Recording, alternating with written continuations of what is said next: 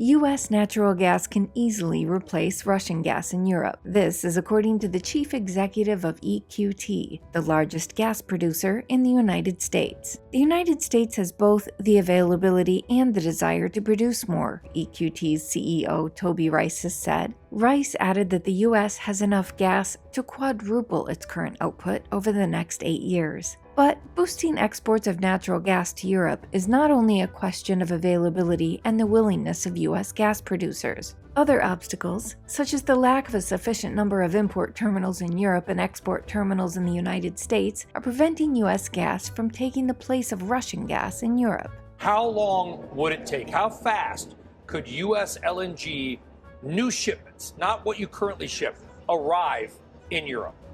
I think the earliest possible where we can start making a dent is in 2 years when Golden Pass finishes, if everything goes really fast. And then in 4 years, again, if we put all stops out, we can start delivering up to potentially 120 million tons, which is enormous. The U.S. Gulf Coast has 8 operating export terminals. While 14 more have been approved for construction, it takes years to bring an LNG facility from final investment decision to operation. Lifting LNG export capacity in the U.S. has also met with political opposition. Recently, a coalition of more than 100 advocacy groups called on the 6 largest U.S. lenders to stop financing new LNG export facilities on the Gulf Coast. LNG is also costlier than pipeline gas. But that hasn't stopped Europe from becoming the largest buyer of U.S. LNG over the last 3 months.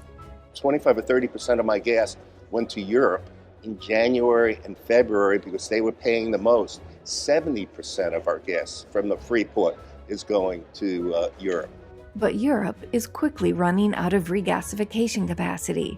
Spain and France have the greatest import capacity in the EU. Germany, on the other hand, with the biggest gas market in Europe, doesn't have any LNG import terminals.